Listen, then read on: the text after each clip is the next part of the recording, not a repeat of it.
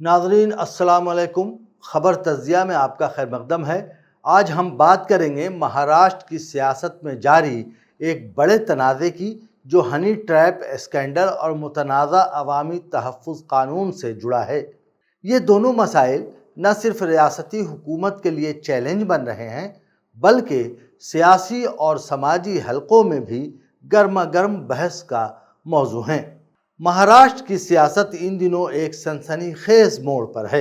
एक तरफ honey trap scandal ने हुकूमत और इंतज़ामी हलकों में हलचल मचाई हुई है, तो दूसरी जानिब अवामी तहफ़्फ़ुज़ कानून पर अपोजिशन और अदलिया की तनकीद ने रियासती हुकूमत को कटहरे में खड़ा कर दिया है। आइए पहले हनी ट्रैप स्कैंडल की तफसीलात जानते हैं। थाने और नासिक से शुरू होने वाला हनी ट्रैप स्कैंडल अब मुंबई और पुणे तक फैल चुका है। अपोजिशन लीडर नाना पटोले ने महाराष्ट्र असेंबली में दावा किया कि 72 से ज़्यादा आला सरकारी अफसरान, IAS, IPS और कुछ वज़रा इस स्कैंडल का शिकार हुए हैं। उन्होंने एक पेन ड्राइव पेश की जिसमें मुबैना तौर पर सबूत मौजूद हैं कि ये नेटवर्क खुफिया दस्तावेज़ात दुश्मन अनासिर तक पहुँचाने के लिए इस्तेमाल हुआ। पटोले ने इल्ज़ाम लगाया कि हुकूमत CCTV फुटेज हज़फ करके हक़ाइक़ छुपा रही है, लेकिन वज़ीर आला देवेंद्र फडणवीस ने इन इल्ज़ामात को मुस्तरद करते हुए कहा कि कोई हनी ट्रैप केस मौजूद नहीं, सिवाय नासिक के एक डिप्टी कलेक्टर के केस के, जो बाद में वापस ले लिया गया। ताहम नायब वज़ीर आला अजीत पवार ने अपोजिशन को चैलेंज किया कि वो अपने सबूत अवाम के सामने पेश करें। शिवसेना UBT के संजय राउत ने तो यहाँ तक कहा कि हनी ट्रैप के जरिए महाविकास अघाड़ी की हुकूमत गिराई गई और गिरीश महाजन के करीबी प्रफुल्ल लोधा इस नेटवर्क से जुड़े हैं, जो फिलहाल मुंबई पुलिस की हिरासत में हैं। थाने पुलिस ने एक खातून को गिरफ्तार किया है जो मुबैना तौर पर इस नेटवर्क की सरगना है। इस खातून पर इल्ज़ाम है कि वो अफसरान को मुलाकात के बहाने फंसाती थी और खुफिया वीडियोज़ बनाकर करोड़ों रुपए की वसूली करती थी। वो 2016 में भी इसी जुर्म में गिरफ्तार हुई थी। ताहम अभी तक कोई बड़ी गिरफ्तारी या सरकारी रिपोर्ट सामने नहीं आई। अपोजिशन CBI या SIT तहकीकात का मुतालबा कर रही है, जबकि स्पीकर ने हुकूमत से रिपोर्ट पेश करने की हिदायत दी है। अब बात करते हैं अवामी तहफ़्फ़ुज़ कानून की, जो इस तनाज़े का दूसरा बड़ा पहलू है। महाराष्ट्र का अवामी तहफ़्फ़ुज़ कानून, जो हाल ही में नाफिज हुआ, अपोजिशन के लिए एक बड़ा हदफ बन गया है। इस कानून के तहत ऐसी सरगर्मियों को गैर कानूनी करार दिया गया है जो अमन व अमान को नुकसान पहुँचाएँ, और उसकी सज़ा 2 से 7 साल कैद तक हो सकती है।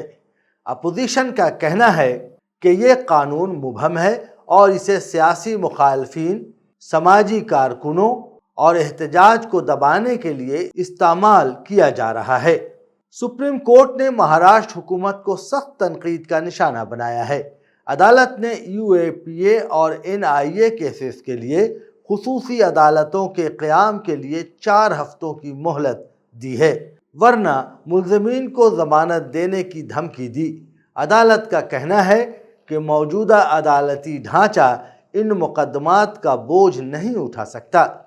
भीमा कोरेगांव केस में 16 कारकुनों पर जाली शवाहिद और पेगासस स्पाईवेयर के इस्तेमाल के इल्ज़ामात हैं, और सुप्रीम कोर्ट ने शवाहिद की कमी पर ज़मानतें दी हैं। महाविकास अघाड़ी और CPIM के रुकन विनोद नकोल ने इस कानून की सख्त मुखालफत की और इसे फाशिस्ट करार दिया। उनका कहना है कि UAPA और मकोका जैसे सख्त कवानीन मौजूद होने के बावजूद नया कानून बनाने की ज़रूरत नहीं थी। उन्होंने इल्ज़ाम लगाया कि अर्बन नेक्सल के लेबल से इंसानी हुकूक कारकुनों को निशाना बनाया जा रहा है। असेंबली में अपोजिशन ने वॉकआउट किया, लेकिन कानून मंजूर हो गया। ये सूरत हाल महाराष्ट्र की सियासत को किस तरफ ले जा रही है? ये दोनों तनाज़ात, हनी ट्रैप और अवामी तहफ़्फ़ुज़ कानून, महाराष्ट्र की सियासत को मज़ीद तक़सीम कर रहे हैं। اپوزیشن انہیں حکومتی بدعنوانی اور آمریت کے ثبوت کے طور پر پیش کر رہی ہے، جبکہ حکومت ان الزامات کو مسترد کرتی ہے۔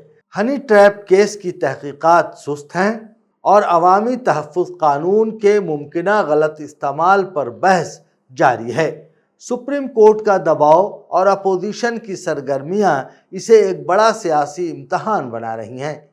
ہنی ٹریپ اسکینڈل اور عوامی تحفظ قانون جیسے متوازی واقعات نے ریاستی سیاست میں اعتماد کے بحران کو گہرا کر دیا ہے۔ ایک جانب حکومت دفاعی پوزیشن میں نظر آ رہی ہے، تو دوسری طرف اپوزیشن عوامی جذبات کو منظم بیانیے میں ڈھالنے کی کوشش کر رہی ہے۔ مگر ان سب کے بیچ جو بات تشویشناک ہے وہ یہ ہے کہ شفافیت، جواب دہی اور آزادانہ تحقیقات جیسے بنیادی جمہوری اصول اب محض سیاسی ہتھیار بن چکے ہیں۔ جب سنجیدہ الزامات کو بھی سیاسی اسکورنگ تک محدود کر دیا جائے تو نتیجہ نہ قانون کو تقویت دیتا ہے اور نہ ہی عوامی اعتماد کو۔ یہی وہ خلا ہے جو مہاراشٹر میں ہر ابھرتے تنازع کو وسیع سیاسی بحران میں تبدیل کر رہا ہے۔ ناظرین، ہمارا یہ تجزیہ آپ کو کیسا لگتا ہے؟ اپنی رائے ضرور دیں۔ کمنٹ باکس آپ کی قیمتی آرا کا منتظر ہے۔ اچھا لگے تو لائک اور شیئر کا بھی اہتمام کریں، نوازش ہوگی۔